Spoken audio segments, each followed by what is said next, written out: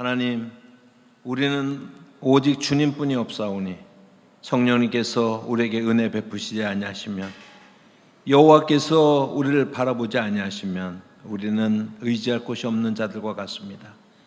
하나님께서 우리를 불쌍히 여기시고 긍휼히 여기사 우리 멤버들, 믿음의 지체들을 기억하여 주시고 그 각자의 처소에서 하나님께 영광을 올리다 이곳에 나와서 예배 드릴 때 우리들의 믿음의 연대를 이루며 함께 신앙의 길을 걸어가면서 같은 눈으로 같은 곳을 바라볼 수 있도록 성령님께서 인도하여 주시고, 우리 하이브리드 3.0 교회가 주님의 은혜 가운데 잘 든든하게 세워져 갈 수 있도록, 그래서 이 땅에 빛과 소금의 사명을 감당하는 아름다운 교회가 되게 하여 주시옵소서.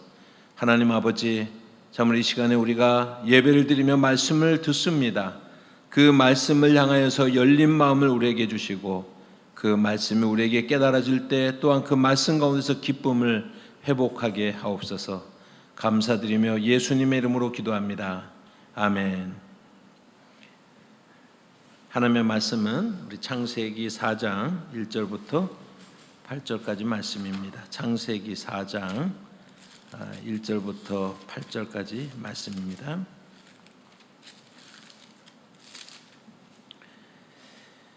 저와 여러분이 말씀을 교독하십니다.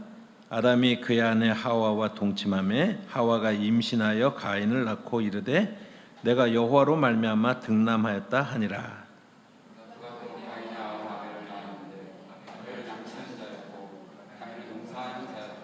세월이 지난 후에 가인은 땅의 소산으로 제물을 삼아 여호와께 드렸고, 아벨은 자기도 양의 첫 새끼와 그 기름으로 드렸더니 여호와께서 아벨과 그의 제물은 받으셨으나 가인과 그의 제물은 받지 아니하신지라. 가인이 몹시 분하여 안색이 변하니 여호와께서 가인에게 이르시되 내가 분하여 함은 어찌 되느냐 안색이 변함은 어찌 되느냐. 내가 선을 행하면 어찌 낯을 들지 못하겠느냐. 선을 행하지 아니하면 죄가 문에 엎드려 있느니라. 죄가 너를 원하나 너는 죄를 다스릴지니라. 가인이 그의 아우 아벨에게 말하고 그들이 들에 있을 때 가인이 그의 아우 아벨을 쳐 죽이니라. 아멘. 올해는 창세기 4장을 생각하면 보통 두 가지를 생각하면서 마음의 의문을 질문을 하게 됩니다. 창세기 4장 가인이 아벨을 죽인 이야기라는 생각을 처음으로 하고요. 두 번째로는 왜 하나님이 아벨의 제물은 받으셨는데 가인의 제물은 받지 않으셨는가라고 하는 질문을 우리가 좀 하게 됩니다. 그러나 창세기 4장 전체를 봤을 때 창세기 4장의 메시지는 가인이 아벨을 죽인 최초의 살인사건으로 보면 안 된다라고 하는 것을 좀 말씀을 좀 드립니다. 왜 아벨의 제물은 받으셨는데 가인의 제물은 왜 받지 않았을까라고 하는 것을 우리가 살펴보면서 정말 우리가 예배를 드릴 때 어떤 제물을 드려야 되는 것인가라고 하는 것을 살피는 것도 창세기 4장의 이야기가 아니다라고 하는 것입니다.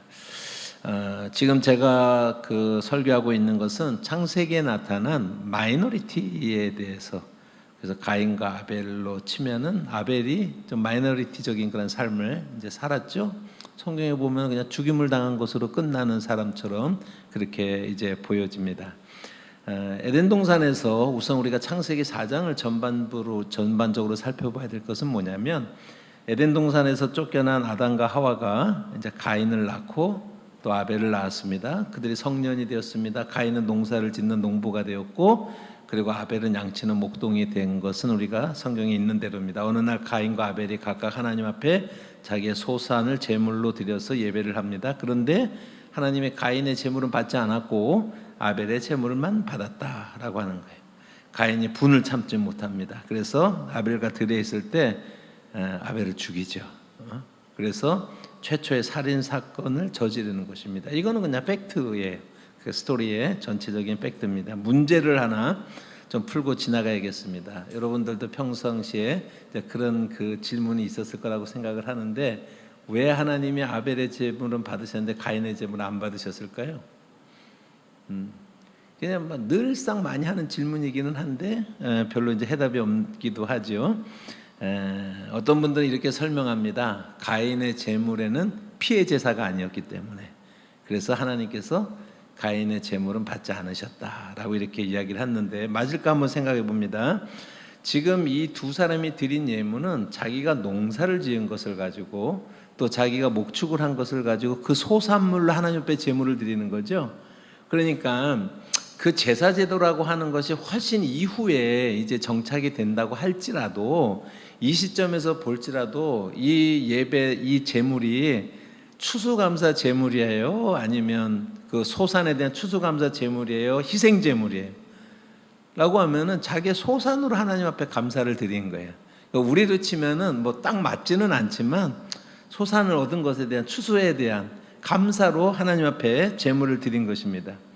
출애굽기 23장에 나중에 이제 율법이 생겼을 때 출애굽기 23장에 보면은 3대 절기인 유월절 얘기가 나오고, 그 다음에 맥추절 얘기가 나오고, 수장절 얘기가 나오는데, 그때에 이때 드려져야 될 제물이 어떤 것인지라고 하는 것을 말씀을 하고 있는데, 출애굽기 23장 19절 말씀입니다. 같이 한번 읽어볼까요? 내 토지에서 처음 거둔 열매에 가장 좋은 것을 가져다가 너의 하나님 여호와의 전에 드릴지니라. 너는 염소 새끼를 그 어미의 젖으로 삼지 말지니라. 농사 짓는 자는 농사의 토지의 소산의 첫 열매를 하나님 앞에 드리라 라고 되어 있고요, 염소를 키우는 자는 염소의 소산인 그 새끼를 하나님 앞에 드리되, 근데 단 그 염소 새끼를 어미의 젖으로 삼지는 말아라 라고 이렇게 말씀을 하고 있습니다. 창세기 4장 3절과 4장 3번절 한번 읽어볼까요? 그 말씀을 생각을 하면서 시작. 세월이 지난 후에 가인은 땅의 소산으로 제물을 삼아 여호와께 드렸고, 아벨은 자기도 땅의 양의 첫 새끼와 그 기름으로 드렸더니, 훗날에 생긴 출애굽기에 나타나는 제사법을 치더라도 오늘 이 제사에 문제 있어요, 없어요? 하등의 문제가 없는 거예요. 그러니까 피해 제사를 안 드렸기 때문에, 그러기 때문에 제사를 그걸 안 받으셨다라고 하는 것은 그냥 우리가 머릿속으로 그냥 상상을 하는 것이지 성경의 실제 가르침하고는 전혀 다르다라고 하는 것입니다. 농사 짓는 가인이 그 땅에서 난 소산으로 하나님 앞에 예물을 드렸어요. 겉으로는 잘못된 것이 없다라고 하는 것입니다.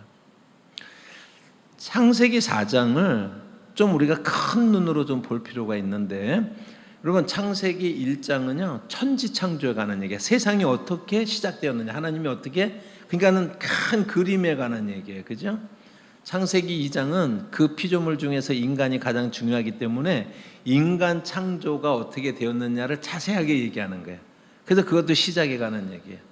창세기 3장을 보면은 인간에게 이제 세상에 죄가 들어왔잖아요, 그죠? 그 죄가 어떻게 인류 가운데 영향을 미치고 우리가 그 안에 우리가 속해서 살고 있는지, 그러니까 이것도 시작의 큰 그림에 관한 이야기예요, 그죠? 그런데 이제 4장에 가서 우리가 무슨 얘기를 하냐면 갑자기 살인 사건. 그러니까 살인 사건이 작다는 얘기가 아니라 지금 큰 바둑으로 하면 포석을 놓는 것 같이 큰 얘기를 하다가 4장에 가서 우리가 살인이라고 하는 하나의 이벤트적 사건에 우리가 주목을 하고 있는 거예요. 제가 말씀드리고 싶은 것은 그렇게 보면 안 된다라고 하는 거예요. 그거보다 뭔가 더 큰 이야기가 있을 것이다 라고 하는 것을 우리가 볼 수가 있어요.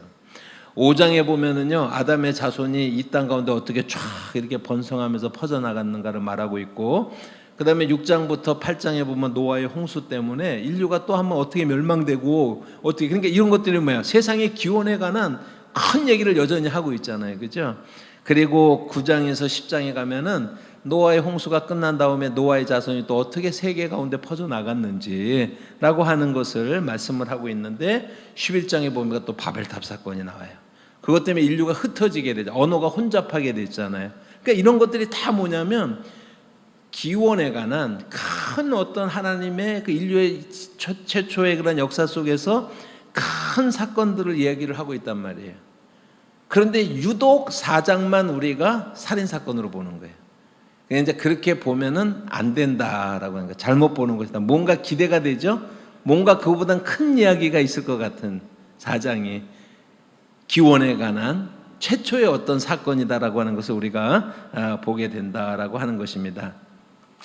키 질문이 있는데 이걸 생각하면 되는 거예요. 뭐냐면 에덴을 떠난 에덴을 떠난 인간은 무엇으로 사는가라고 하는 질문을 한번 해보면 되는데, 창세기 3장 24절. 그러니까 이제 인간이 이제 선악을 알게 하는 나무의 열매를 따먹고서 그리고 하나님 앞에 쫓겨나잖아요. 자, 창세기 3장 24절 말씀 한번 보십시다. 같이 읽어볼까요?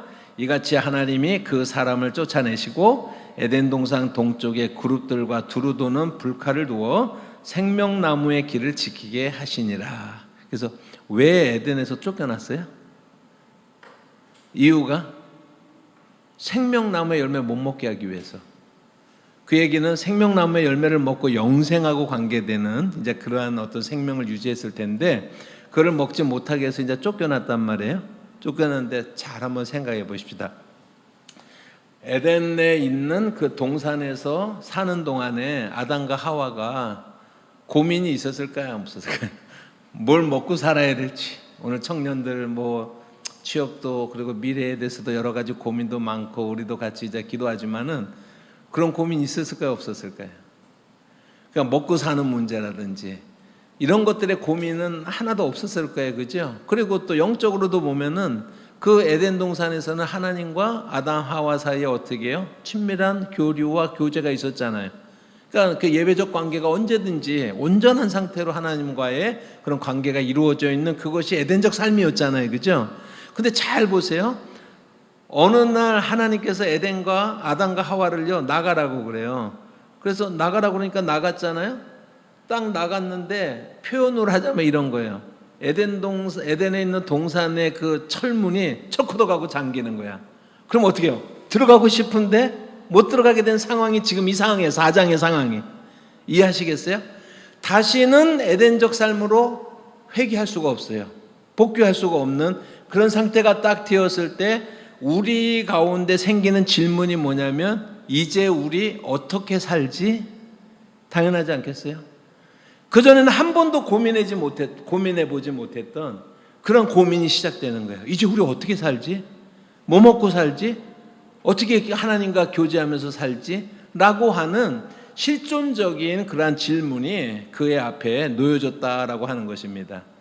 그러니까 창세기 4장은 단순한 살인의 사건이 아니라 그 질문 앞에서 사람이 처음으로 갈라지는 거예요. 하나는 뭐냐면 가인적 삶을 사는 사람과 아벨적 삶을 사는 사람으로 처음으로 갈라진 거예요. 쉽게 말하면 처음으로 믿는 자와 불신자가 갈라진 사건이에요, 이게. 그러니까 창세기 4장이 미니어처라고 생각하면 창세기 4장을 쭉 확대하잖아요. 그럼 오늘 이 시대를 설명을 하고 있어요. 창세기 4장이.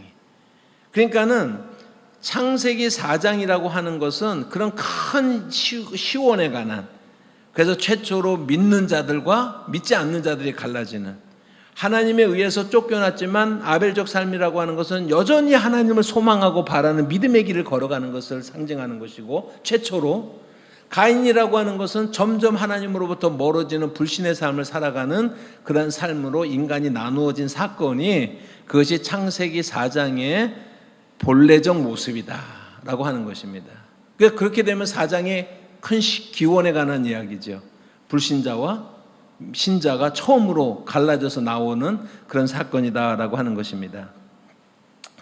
여러분, 우리가 질문을 했으니까는 우리가 좀 이제 생각을 해보면은 왜 가인의 재물을 하나님께서 받지 않으셨을까라고 하는 것부터 우리가 좀 해답을 찾으면서 보면 창세기 4장 5절 하반절과 7절에 그 답이 있는데, 그러니까는 제가 이제 약간 이렇게 좀 재미있게 표현하자면요, 성경은요 질문을 하면은 성경이 답을 해요. 근데 이제 그냥은 안 보이고요, 뚫어지게 봐야 돼. 그럼 뚫려, 성경이 뚫려. 그러니까는 가인의 재물을 왜 받지 않았을까 하는 게 성경 속에 답이 있어요. 그게 창세기 4장 5절 하반절에서 7절입니다. 같이 한번 읽어볼까요? 가인의 몹시 분하여 안색이 변하더니 여호와께서 가인에게 이르시되 내가 분하여함은 어찌 됨이며 안색이 변함은 어찌 됨이냐? 내가 선을 행하면 어찌 낯을 들지 못하겠느냐? 선을 행하지 아니하면 죄가 문에 엎드려 있느니라. 죄가 너를 원하나 너는 죄를 다스릴지니라. 그러니까 옛날에 개혁판 같으면 죄의 소원은 너에게 있으나 라고 하는 것입니다. 여러분, 왜 하나님의 가인의 제물을 받지 않았냐? 피해 재산이 제물이니 이런 게 전부가 아니고요. 여러분, 가인은 불신자의 삶을 살면서 마음에 하나님이 없는 거예요. 하나님의 말, 그러니까 죄의 소원에 지배를 받고 있는 세상적인 삶을 살아가는 그런 사람의 모습이었다라고 하는 것입니다. 잘 한번 보시면요, 지금은 창세기 4장에서는 신자와 불신자가 갈라지는 요 시점이니까 그렇지. 그러니까 요 시점에서도 이미 불신자의 특징이 다 나타나는 겁니다. 지금 가인의 삶이라고 하는 것은. 그러니까 저는 이제 이런 비유를 가끔 가다가 하는데 좋은 비유는 아니지만은요. 어떤 여자분이 인생을 막 살아. 그래가지고 뭐 이렇게 이제 뭐 소위 말해서 이렇게 이제 예를 들어서 그냥 뭐 창녀로 이렇게 막 살았어요. 근데 주일학교를 좀 다녔었어. 그러니까는 마음에 껄찌끈하거든요. 그러니까는요, 가끔 가다가 교회 와서 그냥 뭉텅이를 헌금 한번 푹 해. 그럼 하나님이 그 예물을 받으셔야 될 거예요, 말아야 될 거예요? 저는 받는데 하나님은 모르겠어요. 저는 뭐 안 가리, 돈이 뭐 색깔이 있나 그러면서 받아. 돈이 색깔이 있네. 농담이지만 제가 이제 말하고자 하는 비유가 적절하지는 않았지만 초점이 뭐냐면, 이 사람이 세상에서 늘 하나님을 멀리하고 불신과 죄악 가운데서 살다가 어쩌다 하나님 앞에 나와서 그래도 예물을 한번 드렸어요. 하나님이 그 예물을 받으시겠느냐라고 지금 말하는 거예요. 하나님이 기뻐하시는 것은 우리의 삶 속에서, 그러니까 요즘 우리의 말로 하면 하나님이 기뻐하시는 것은 어떠한 상황 속에도 우리가 하나님을 바라고 하나님을 의지하고 하나님을 믿는 믿음 안에서 살아가는 믿음의 삶을 우리에게 먼저 요구하는 것이지, 우리의 주머니를 요구하는 게 아니란 말이에요. 우리 신앙생활이라고 하는 것이. 그러니까 여기서 본문에서 말씀하고 있는 것은 네 마음에 있는 죄의 문제를 해결하라는 거예요. 그 죄가 뭐예요? 죄라고 하는 것이 그 관역에서 벗어났다라는 그 말의 뜻이 뭐냐면 하나님으로부터 멀어지는 삶을 사는 거잖아요. 죄는 하나님으로부터 멀어지는 삶이에요. 죄의 소원이 하나님으로부터 멀어지고자 하는 소원이 네 마음속에 있는데 먼저 그 문제부터 네가 다스리고 해결을 해라 라고 하나님께서 말씀을 하고 있다라고 하는 것입니다. 그래서 하나님께서 가인의 제사를 받지 않았어요. 가인을 한번 보세요. 자기의 제사를 드렸는데 그 제사가 받아들이지 않으니까는 광야에 아벨하고 둘이 있을 때 아벨을 탁 죽입니다. 그래서 가인이 동생을 죽이고 최초의 살인자가 되어버렸어요. 가인의 삶이라고 하는 것이. 근데 성경의 메시지는 살인의 포인트가 있는 것이 아니라 하나님을 떠나서 죄에 사로잡힌 사람이 할 수 있는 수많은 악한 일들 중에서 하나가 뭐예요? 도적질도 할 수 있고요, 뭐 여러 가지 다른 나쁜 일도 다 할 수가 있잖아요. 불의한 일들을 할 수가 있는데 가인은 살인을 저질렀을 뿐이에요. 그러니까 살인은 살인 사건이 문제가 아니라 가인의 마음속에 하나님이 없기 때문에 나타나는 여러 가지 범죄들 중에 하나일 뿐이다라고 하는 거예요. 본질적으로는 하나님을 떠났다라고 하는 것이 더 본질적으로 큰 문제다라고 하는 것입니다. 요한일서 3장 12절의 말씀을 보시면 가인같이 하지 말라. 그는 악한 자에게 속하여 그 아우를 죽였으니 어떤 이유로 죽였느냐? 자기의 행위는 악하고 그 아우의 행위는 의롭기 때문이다 라고 말하는 것입니다. 이런 말씀들이 해석이 좀 되죠? 불신자로 사는 그런 삶에 대해서, 그러니까 하나님이 거기에 대해서 뭐라고 그랬더니요, 더 불신적으로 그 자기 아우를, 자기 동생을 죽여버리는 그러한 악한 일을 행하고 있다라고 하는 것입니다. 그러니까 하나님이 있느냐 없느냐의 그런 그 문제를 얘기하고 있는 것입니다. 창세기 4장 9절의 말씀을 보시면 여호와께서 가인에게 이르시되 내 아우 아벨이 어디 있느냐? 그가 이르되 내가 알지 못하나이다. 내가 내 아우를 지키는 자이니까. 하나님께서 가인에게 나타나셨잖아요. 여러분, 창세기 3장에서 선악을 알게 하는 나무를 아담과 하와가 따먹자마자 하나님께 나타나셔서 아담아 내가 어디 있느냐라고 물었잖아요. 가인이 아벨을 죽이자마자 나타나가지고요, 네 아우 아벨이 어디 있느냐라고 묻잖아요. 상황적으로 어때요? 그때 창세기 3장에서 아담이 변명하잖아요. 여기서도 가인이 항변하잖아요. 다 뭐야? 불신적 행동을 하는 거예요. 불신적 행동을 지금 하고 있는 것입니다. 그런데 하나님의 부르심에 아담과 가인이 차이점이 하나가 있습니다. 그게 뭐냐면 아담은요, 내가 두려워서 숨었나이다 라고 하는 거예요. 자기가 무슨 짓을 했는지 알아. 내가 두려워서 숨었나이다. 가인은 뭐예요? 내가 아우를 지키는 자예요. 이렇게 하는 거예요. 여러분, 이 자세, 하나님의 말씀에 대해서 볼들리, 건방지다 그래야 되나? 하나님이 말씀하시는, 하나님 알고서 말씀하시는데 하나님에 대해서 내가 아우를 지키는 자입니까? 라고 항변하잖아요. 이게 가인이 얼마나 불신적인 삶을, 그리고 믿지 않는 자의 삶을 살았는가라고 하는 것을 보여줍니다. 창세기 4장 13절과 14절 말씀을 보시면, 가인이 여호와께 아뢰되 내 죄벌이 자기가 지기가 너무 무거우니이다. 주께서 오늘 이 지면에서 나를 쫓아내온즉 내가 주의 낯을 배웁지 못하리니 내가 땅에서 피하며 유리하는 자가 될지니라. 무릇 나를 만나는 자마다 나를 죽이겠나이다. 그러니까 이제 가인이 뭐라고 그랬어요? 최초로 불신자의 길을 걸어가는 거잖아요. 그러니까 처음에는 신앙이 없는 상태, 하나님을 모르는 상태가 아니라 점점점 하나님을 떠나는 삶을 살아가는 거잖아요, 지금요. 그래서 이제 궁극적으로는 불신자의 그런 모습을 완전히 보이기 시작을 하는데, 자기가 가인이요, 자기를 고백하는 것 같지만은요, 지금 이야기하는 내용을 보면은 다 자기의 육신의 피로에 대해서 얘기를 하고 있어요. 앞으로 어떻게 될 것인가. 가인의 걱정은요, 자기의 안전이 지금 보장받지 못해서 죽을 수도 있다라는 것에 대해서 걱정을 해요. 사람들은 이런 질문하죠. 아니, 가인과 아벨이 있었는데 가인이 아벨을 죽였는데 또 다른 사람이 누가 있냐라고 하는 질문을 하죠. 그거에 대해서 그냥 어려운 얘기는 아니에요. 왜냐하면 인류에 있는 모든 인간들을 성경이 담아내는 건 아니에요. 하나님의 구원의 역사의 스토리 속에서 필요한 사람들만 하나님이 등장시키는 것이기 때문에, 이미 이때는 하나님께서 아담에게 땅에 번성하고 충만하라고 얘기를 했잖아요. 그리고 얼만큼 신학이 지났는지는 지금 모르는 상황이기 때문에 그 속에서 땅에 얼마든지 사람이, 다른 사람들이 얼마든지 있을 수가 있는 거예요. 그러니까 그거는 분명히 뭐 특별히 어려운 질문은 아니라고 할 수가 있는 것입니다.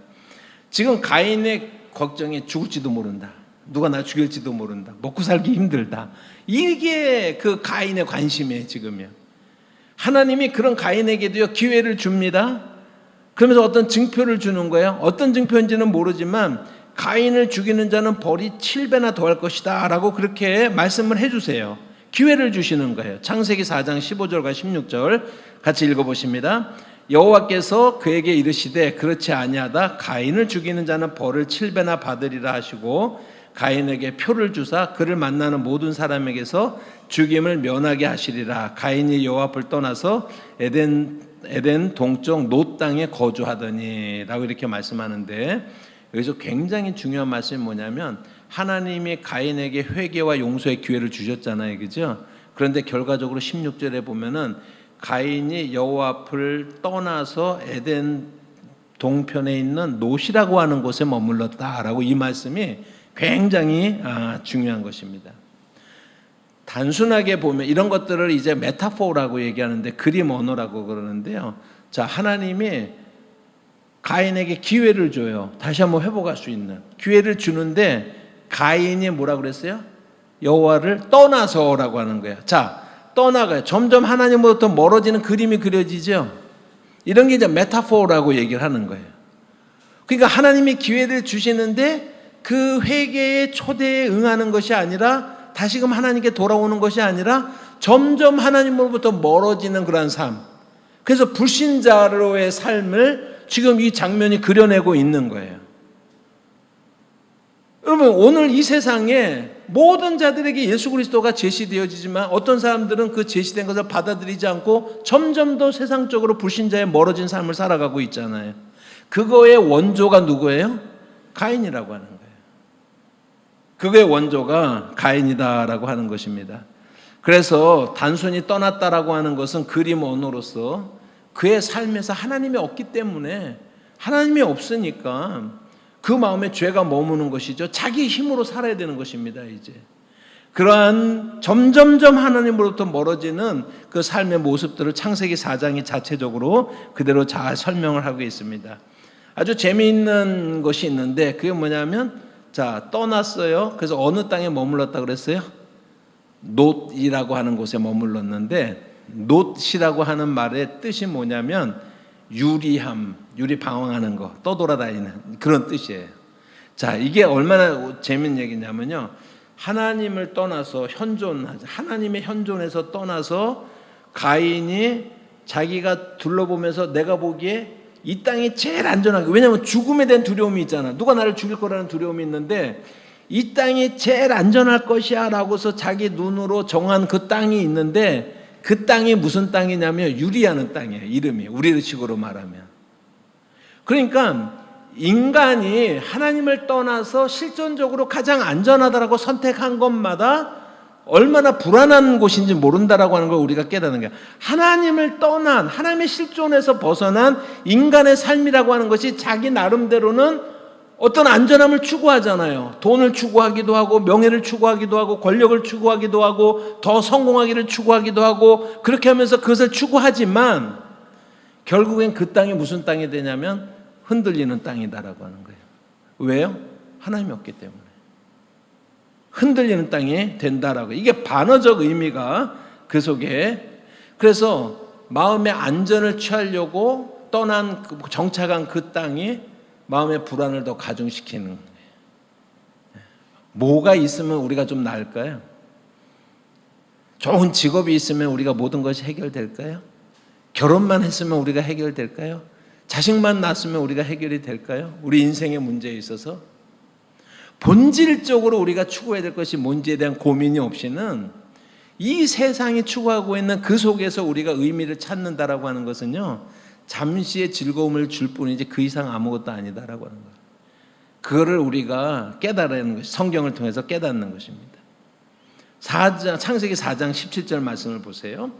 아내와 동침함에 그가 임신하여 에녹을 낳은지라. 가인이 성을 쌓고 그의 아들의 이름으로 성을 이름하여 에녹이라 하니라 그랬습니다. 에녹의 이름의 뜻이 뭐냐면 시작, 개벽이라고 하는 뜻이에요. 개벽이 천지가 이제 처음으로 열리는 걸 말하는 거잖아요. 시작이라는 뜻을 가지고 있어요. 근데 뭘 쌓았어요? 에녹이라는 자식을 낳고 에녹 성을 쌓았잖아요. 그죠? 자식으로 성을 쌓았잖아요. 성이 뭐죠? 왜 성을 쌓죠? 안전하려고 성을 쌓는 거예요. 그러니까 역사적으로 인간이 취할 수 있는 자기를 보호하는 가장 강력한 수단이 성을 쌓는 거예요. 그래서 창세기 4장부터 창세기 11장까지 보면은 성을 쌓는 이야기가 3번이 나오거든요. 제일 이제 유명한 사건이 바벨탑 쌓을 때 바벨 성을 짓고 바벨탑을 쌓아서 하나님으로부터의 어떤 심판을 면하자라고 하는 거, 우리 잘 알잖아요. 그 성을 쌓잖아요. 그죠? 그러니까 창세기 11장 바벨탑 사건까지 3번이 나오는데요. 다 불신자들이 성을 쌓는 거예요. 왜냐하면 내 안전을 누가 지켜야 돼요? 내가 지켜야 되기 때문에. 내 안전을 내가 지켜야 되기 때문에 그 성을 자기가 쌓고 있는 거예요. 다요. 이것이 창세기가 우리에게 보여주고 있는 하나님의 삶, 하나님을 떠난 삶의 실체가 무엇인지라고 하는 것을 보여줘요. 오늘날은 그 성이, 오늘날은요, 완연하게 돈으로 바뀌어버렸어요, 지금은요. 누가 뭐라고 그래도 그냥 만몬으로 통일된 것 같아요. 명예, 다 있다고 쳐도요, 다 돈으로 통일된 것 같아요. 그래갖고 여기 가도 돈 하면서, 저희 가도 돈 하면서요. 얼만큼 있으면 고민 안 할 것 같아요, 돈이. 얼만큼만 있었으면 좋겠다. 그게 우리가 현실적으로 우리가 이 땅에서 살면서 우리 앞에 놓여진 그러한 그 삶. 에녹성이라고 하는 이름이 뭐라고 그랬어요? 시작, 개벽이라고 하는 것은 뭐냐면 이런 거예요. 가인이요, 이제는 하나님을 떠나서 이제는 내 힘으로 살 준비가 다 갖춰져 있어, 이런 뜻이에요. 그래서 이제부터 내가 새로운 시작을 하는 거야. 원래 시작은 있었지. 하나님으로부터 종속되어진 시작이 있었잖아요. 그 시작이 아니라 내가 내 힘으로 성을 쌓고 거기서 안전을 도모하고 할 수 있는 그러한 시작이라는 뜻이 그 에녹의 이름의 뜻에 담겨져 있다라고 하는 것입니다. 그래서 우리는 뭐라고 신학적으로 표현하냐면 이 에녹석은 유사창조다라고 얘기를 하는 거예요. 유사창조. 늘 사탄이 하나님의 삶을 담고자 하잖아요. 늘 하나님의 영광의 걸 가로채고자 그렇게 하잖아요. 근데 결코 도달하지 못하죠. 유사창조, 이게 애녹성이라고 하는 것이 사탄의 손에 붙들린 가인이 할 수 있는 유사창조 중에서 가장 강력한 행위가 그 당시로서는 성을 쌓는 행위라는. 근데 그런 행동들이 어떻게 되는 거예요? 결국에는요, 실패하는 거예요. 쫓아오는 사람이 없어도 도망가는 삶이라고 하는 것. 자기 힘으로 살려니까 얼마나 힘듭니까? 그러니까 우리가 잘하는 것처럼 아침부터 저녁까지 문명을 일으키는 거예요. 그래서 그 즐거움을 음악에서 찾기 위해서, 그래서 무슨 뭐 목축하는 자, 무슨 두발가인 같은 사람도 나오고 자꾸 이제 그렇게 하잖아요. 전부 다 그 계열이 불신자의 계열에서 하나님 없이 살려고 하기 때문에 거기에서 추구되어지는 모든 현상들을 지금 설명을 하고 있다라고 하는 것입니다. 그러니까 본질은 뭐냐면 내가 누구인지 어디로부터 왔는지를 잊어버린 삶이라고 하는 거예요. 가인적 삶이라고 하는 것이. 그렇게 가인의 후손들의 삶이라고 하는 것은 가인을 충실하게 따르는데 죄가 자기를 지배하는 불신자의 삶이라고 하는 것을 잘 보여주고 있다라고 하는 것입니다. 이 땅에서는요, 가인이 아벨을 죽이는 삶이에요. 근데 그게 성경에 말하는 거예요. 이 땅에서는요, 사탄이 믿는 자들을 핍박하는, 사탄이 교회들을 핍박하는 삶이라고 그러잖아요. 그래야 안 그래요? 그러니까 창세기 4장이 그대로 우리 이 세상을 반영하는 거예요. 예수 그리스도의 재림과 최후의 승리가 있는 그날까지는 교회는 이 땅 가운데서 사탄에서 도망해야 되고 핍박을 받고. 그러니까 뭐가 잘못됐냐면 교회가 이 땅에서 내가 머리가 돼야지, 내가 탑에 올라가야지, 내가 고지를 점령해야지, 이런 삶의 가치들이 사실은 다 잘못된 것이라고 하는 거예요. 교회가 잘못 가르치고 있는 거라고 하는 거예요. 그 삶의 가치들이. 교회가 우리에게 말하는 것은 이 땅에서는 우리가 가인에 의해서 핍박받는 삶이에요. 세상에 의해서 핍박받는 삶이다라고 리얼리티가 뭔지를 우리에게 설명하고 있다라고 하는 거예요. 그러니까 아벨의 길이 뭐냐라고 하는 것을 지금부터 잠깐 살펴보면은요, 가인의 반대적인 삶이에요. 가인이라고 이름의 뜻은요, 얻었다 그러는 거예요. 그게 뭐냐면 태어났는데요, 몸무게 4.5kg야. 그러면 상당히 우량하죠. 튼튼한 게요, 이게 내가 뭐 하나 얻은 것 같아, 막 그런 뜻이, 가인이라는 이름의 뜻이 얻었다라고 하는 뜻이에요. 그런데 아벨의 이름의 뜻이 아주 재밌는데 그게 뭐냐면요, 이게 아벨의 이름의 뜻이에요. 한 번의 숨, 하찮음, 이런 뜻을 가지고 있어요. 그러니까 아벨은요, 태어났는데 살지 죽을지 너무 약하게 태어나가지고 그게 아벨의 삶이라니까는요. 한 번의 숨이 아벨의 뜻이다라고 하는 것입니다. 그러니까 세상적인 눈으로 보면은 태생부터 약한 거예요. 세상적인 눈으로 보면은요. 그런데 아벨의 삶의 특징이 뭐냐면은 그래도 여전히 하나님을 바라보는 삶이었다라고 해요. 그러니까는 가인과 반대로 여전히 에덴에서 쫓겨났지만 그러나 여전히 하나님을 바라보는 그런 삶을 살았다라고 하는 거예요. 그것이 가인의 삶 속에서 나타나는 거예요. 그래서 가인의 재물을 하나님께서 받으시는 거예요. 기뻐 받으시는 거예요. 내 백성이 나를 경배하고 찬양하는 그 예배를 기뻐 받으시는 것이다라고 하는 것입니다. 아벨의 삶이라고 하는 것. 겉으로 세상적인 조건으로 보기에는 정말 아무것도 아닌 삶처럼 보이지만 하나님께서는 그를 기뻐 받으시는 거. 왜냐하면 그 중심에 하나님을 의뢰하는 삶이 있다는 것을 알기 때문에 그렇다고 하는 것이죠. 여러분, 아벨은 에덴 동산에서 쫓겨났어도 여전히 하나님을 생각하면서 하나님의 은혜를 구하는 거예요. 그러다가 끝에는 좋아질 때가 있겠지. 그래서 좋아지면 좋겠는데 그렇게 우리가 세상적으로 보면 비실비실 살다가 나중에는 어떻게 돼요? 그냥 죽었어요. 그러니까 그 삶이라는 게 어때요?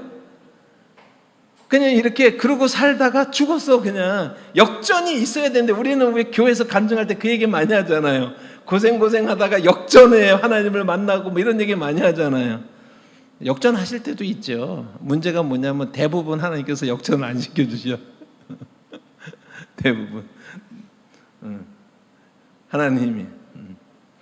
그러니까 아벨적 삶에 보여주는 것이 뭐냐면 우리가 이 땅에서 보기에는 정말 문자적으로 한없이 약하고 정말 그 모든 공격 가운데 노출되어 있고 그리고 아무것도 의뢰할 수 없는 것처럼 보여지는 그런 삶의 상태에 놓여지는 것이 이 땅에서 아벨의 삶이다라고 하는 것을 말해주는 거예요. 이게 고린도전서 4장에도 똑같은 그런 말씀들이 나오고 있는 것을 볼 수가 있습니다. 히브리서 11장 4절의 말씀을 보시면 믿음으로 아벨은 가인보다 더 나은 제사를 하나님께 드림으로 의로운 자라 하시는 증거를 얻었으니, 세상으로 보면은요 가인에게서 죽어서 그냥 그 인생이 끝나버린 것 같아요. 그런데 성경이 뭘 얘기하고 있냐면 믿음으로 아벨은 가인보다 더 나은 제사를 하나님께 드림으로 의로운 자라 하시는 증거를 얻었나니 하나님이 그 예물에 대해 증언하심이라 그가 죽었지만은 그 믿음으로서 지금도 말하느니라 라고 이렇게 말씀하고 있는 거예요. 그러니까 이 땅에서 그리스도인으로 산다는 것이 어떠한 고난과 어떠한 역경과 어떠한 상태가 예측 가능하고 그런 삶이 될 수 있을지라도 우리는 그 주님을 향한 사랑을 포기할 수가 없습니다라고 하는 그 믿음의 결단을 하는 그런 믿음의 사람들이 오늘날 필요한 거예요, 지금요. 이게 이 땅에서는 마이너리티적인 삶을 살지라도 여러분 그것에 굴하지 않고, 제가 한 가지는 확실히 아는데 살 날이 산 날보다 적은 거는 제가 그거는 어떻게 할 수 없는 것 같아. 100살은 넘게 살 거지만 그래도 살 날이 얼마 안 남았어. 산 날이 더 많아요. 저는요 여기서 세상적인 조건으로 치면은 아무런 세상적인 그런 것들에서 얻은 게 없는 그런 삶을처럼 보일지도 몰라요. 나이가 이만큼 됐는데. 저는 지금까지 살면서요 그런 것들이 제 삶에 문제가 한 번도 안 됐다면 거짓말이지만 마음에 늘 그런 도전들이 오지만 매일같이 우리가 그러한 것들의 갈등과 싸움이 있지만은 그렇지만은 저는 그 가운데서 언제나 내가 아벨적 삶처럼 나는 그래도 하나님이 좋아요, 난 그래도 주님이 좋아요를 선택해 왔다라고 간증할 수가 있어요. 사람들이 보기에는 저를 보고서 아유 뭐 별볼 일 없는 삶이라고 그래도 상관하지 않아요. 그게 중요한 것이 아니에요. 왜냐하면 성경에 말한 대로, 그러니까요 성경에서 말하지 않아서 이런 줄 몰랐어요 그러면 문제지만 이 땅에서 그리스도인으로 산다라는 것이 어떤지 성경에 다 말해놨잖아요. 성경에 말해놨잖아요. 그거에 제일 처음에 시원이 누구냐면 아벨의 삶을 통해서 그걸 우리에게 보여주는 거잖아요. 그래도 우리는 예수 그리스도라고 하는 그 가치를, 하나님을 믿는다라고 하는 그 가치를 떠날 수가 없기 때문에 어떠한 상황 속에서도 우리는 주를 바라보기를 멈추지 않는 삶, 이것이 이 땅에서 그리스도인의 삶이고 아벨의 삶이었다라고 하는 거예요. 이 땅에서 역전을 이야기하지 말라는 거예요. 역전이 일어날 수도 있어요. 그러나 모든 사람에게 그 역전이 허용되어지는 것은 아니다라고 하는 거예요. 한두 사람의 간증을 가지고 일반화시키고 보편화시켜가지고 그러면 우리는요 또 한 번 상처를 받는 거예요. 왜냐하면 제 삶을 봐도 역전이 안 일어나더라고요. 그러니까 그런 말도 안 되는, 그런데 한두 가지 예외적인 케이스를 가지고 이 땅에 그리스도의 삶을 규정하면 안 되고, 성경이라고 하는 것은 예수님 말씀하신 것처럼 너희가 좁은 문으로 들어가라, 십자가를 지라, 예수님 말씀하셨잖아요. 그 말씀대로 사는 게 그게 믿음으로 사는 거예요. 근데 놀라운 것은 뭐냐면 그런 어떤 트랙들에서 내려와 가지고 마음의 평화를 얻잖아요. 그럼 그런 게 문제가 안 돼요. 그러니까 한 1,000억 가진 사람이 제가 막 부러워해야지 그 사람이 뻗들기를 할 텐데, 이렇게 자기를 이렇게 어쓱 할 텐데 제가 안 부러워하니까 저와 여러분이 신앙의 길이라고 하는 건 뭐냐면 예수로만 만족하겠습니다. 예수로 충분히 행복합니다. 예수로 충분히 감사합니다 라고 하는 거예요. 하나님이 우리에게 더 많은 것을 주시면 더 많은 사람들을 섬기라고 주시는 것이지 그 자기 누리라고 주시는 거 아니에요. 하나님이 혹시 우리에게 그런 것들을 다 허용하지 않으실지라도 그래도 상관없다라고 하는 거예요. 우리는 그것을 믿는 사람들이라고 하는 거예요. 우리가 믿는 내용이라고 하는 것이. 그런 면에서 우리의 길이 박수갈채의 길이 아니라고 할지라도 그런 의미에서 아벨의 길이 박수갈치의 길이 아니라고 할지라도 여러분 핍박과 조롱과 손가락질의 길이 된다고 할지라도 그럴지라도 우리는 두려워하지 않는 그런 삶을 살아요. 마침내 이 땅에서 허무한 죽음을 죽은 것 같은 그런 삶처럼 보이지만 여러분 그런 가운데서도 우리가 하나님의 은혜 가운데 머물기를 멈추지 않는 그런 저와 여러분 되시기를 바랍니다. 누가복음 11장 50절과 51절 마지막으로 한번 읽어볼까요? 마지막은 아니고 마지막에서 두 번째로 창세 이후로 흘린 모든 선지자의 피를 이 세대가 감당하되 곧 아벨의 피로부터 제단과 성전 사이에서 죽임을 당한 사가랴의 피까지 하리라. 내가 너에게 이르노니 과연 이 세대가 담당하리라 라고 얘기하는 거예요. 이 구절은 약간 복잡할 수도 있는데 여러분 그 히브리 사람들은 타나크 성경이라고 다른 성경을 쓴다라는 것 순서가 다른 것 여러분 아시죠? 거기에 보면은요, 자 타나크 성경, 그러니까 유대인들이 가지고 있는 성경에 의하면은요, 최초의 살인, 최초의 순교자가 누구냐면 아벨이에요. 최초의 순교자가. 여기 사가랴가 나오죠. 이거 역대하에 나오는 인물이거든요. 그러니까 유대인의 성경을 가지고 보면 마지막 순교자예요. 그러니까 우리 성경하고 순서가 다르기 때문에 그렇지 이 누가복음이 얘기하고 있는 것은 뭐냐면요, 최초의 순교자로부터 마지막 순교자까지 그 피가 얼마나 영광스럽고 하나님 앞에 드려지고, 그러니까 우리는 이 땅에서 승부라고 치면은 우리는 이 땅에서 세상적인 승부를 거는 사람들이 아니라 아벨이 속절없이 죽었지만은 죽은 이후에 아벨에 대한 평가는 너희가 이 불신자들을 향해서 말하기를 창세 이후로 흘린 모든 피, 그 첫 번째 피가 아벨이고 마지막이 사가랴고 그 사이에 있는 수많은 순교자들의 피가 너희를 향하여서, 그래서 하나님이 그들에게 심판을 내리겠다라고 하는 심판 저주의 그 구절에 거기에 영광스럽게 아벨이 어떻게 승리자의 참다운 진정한 삶을 살았는가라고 하는 것을 우리에게 어떻게 평가되고 있는가라고 하는 것을 보여준다라고 하는 것입니다. 창세기 4장 마지막으로 25절과 26절에 보시면 아담이 자기 아내와 동침하며 그가 아들을 낳아 그의 이름을 셋이라 하였으니 이는 하나님이 내게 가인이 죽인 아벨 대신에 다른 씨를 주셨다 함이며 셋도 아들을 낳고 그 이름을 에노스라 하였으며 그때 사람들이 비로소 여호와의 이름을 불렀더라라고 하는 거예요. 아벨의 죽음으로써 하나님을 믿는 사람의 계통이 끊어지는 것 같아요. 여러분 성경을 보시면요, 가인 계열의 사람은요 사람들이 퍽 늘어나 막 이 땅에서 번성하는 거야, 이 땅에서. 그런데요, 아벨의 계열에서 아벨이 죽었잖아요, 그죠? 그래서 끊어진 것 같아요, 이 땅에서 하나님을 믿는 사람들이. 그런데 하나님께서 셋을 통해서, 에노스를 통해서, 그러니까 연명하듯이 가는 끈처럼 하나님께서 이 땅에서 믿음의 사람들을 이루어 가시는 거예요. 그러니까 여기서도 어떤 거예요? 우리는 하나님께 속한 사람들이다라고 하는 것입니다. 하나님에 속했다라고 하는 것은 여러분 뭐 가인처럼 막 이 땅에서 이 땅을 정복하고 물질로 어떤 세상의 것으로 권력으로 힘으로 압도하는 그런 삶이 아니라 진짜로 하나님을 믿는 삶이라고 하는 것은 가늘게 연결되어지듯이 그러나 결코 끊어지지 않는 그런 삶이 창세기 4장에 약속되어지고 있어요. 그래서 제가 오늘 말씀드린 그 말씀을 쭉 펼쳐보면 이 땅에서 우리가 그리스도인으로 산다는 것이 무엇인가라고 하는 것을 정확하게 보여주는데, 아벨이 이 땅에서는 마이너리티적 삶을 살았지만은 그러나 궁극적으로 하나님 앞에서는 영광스러운 그런 삶이 되었다라고 하는 것을 성경이 말하고 있는 것이 창세기 4장의 내용이다라고 하는 거예요.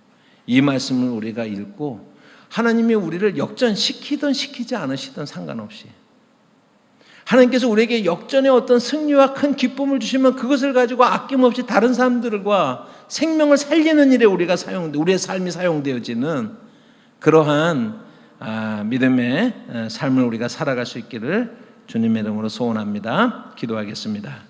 하나님 아버지, 우리 앞에 두 가지 길이 놓여 있습니다. 가인의 길이 있고 아벨의 길이 있습니다. 가인은 하나님의 초대를 받았지만 거절하였고 하나님으로부터 점점 멀어졌으며 자기 힘으로 자기를 지키는 삶을 살았고 아벨을 죽이는 삶이 되었습니다. 그러나 아벨은 하나님을 떠나기를 두려워하고 하나님을 떠나지 않고 그 안에 머물기를 힘쓰고, 그리고 그 마지막에 우리가 보기에 비참하게 죽임을 당한 것 같지만 하나님, 영원을 살아가는 우리들에게 이 하나님께서 아벨에게 주시는 그 복음의 빛, 그의 평가, 그 모든 것들을 보면서 누가 과연 참된 승리자인지, 누가 과연 참된 생명을 얻었는지 우리가 보았습니다. 우리도 또한 이 땅을 살면서 세상의 그런 모든 방법들 가운데 타협하고 굴하는 삶이 아니라 하나님을 바라보며 아벨적 삶을 살아가는 그러한 저희가 될 수 있도록 인도하여 주시옵소서. 예수님의 이름으로 기도합니다. 아멘.